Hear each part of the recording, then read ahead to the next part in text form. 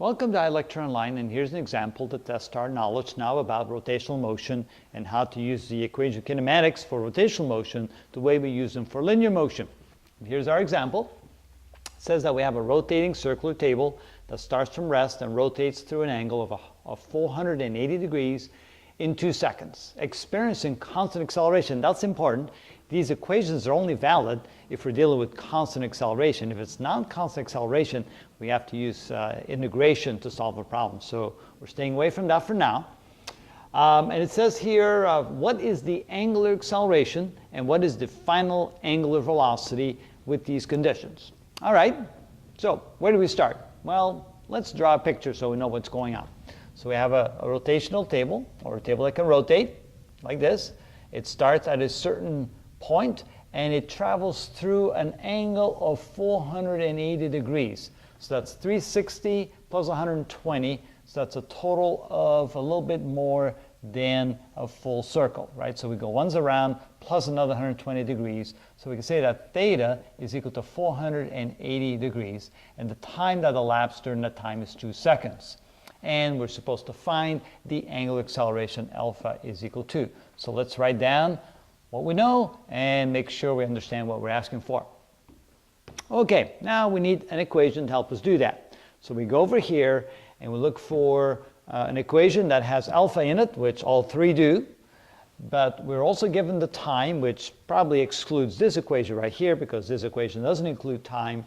And we don't have omega, so we probably don't want to use the second equation. So I think the first equation right here is the right one to use. So let's try that.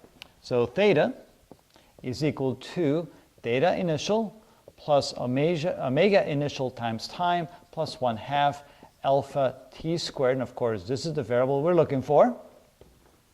Notice that we're starting from rest, so there's no angular velocity at t equals 0, so that disappears. And we can assume that we had not covered any angle yet, so also the initial angle covered is 0. So then we end up with the equation where theta is equal to 1/2 alpha times t squared. Solving this for alpha, we multiply both sides by 2, so we get 2 theta equals alpha times t squared. And then dividing both sides by t squared, we get 2 theta divided by t squared equals alpha. So to find the angular acceleration alpha, we take twice the angular distance divided by the time squared.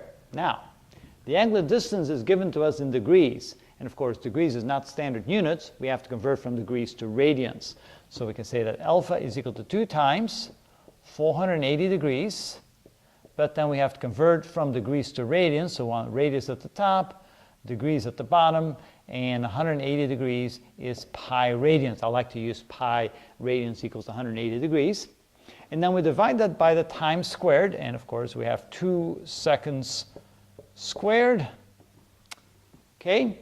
Now, working it out, we probably want to grab a calculator because I think a calculator will be rather difficult, especially with the number pi in there.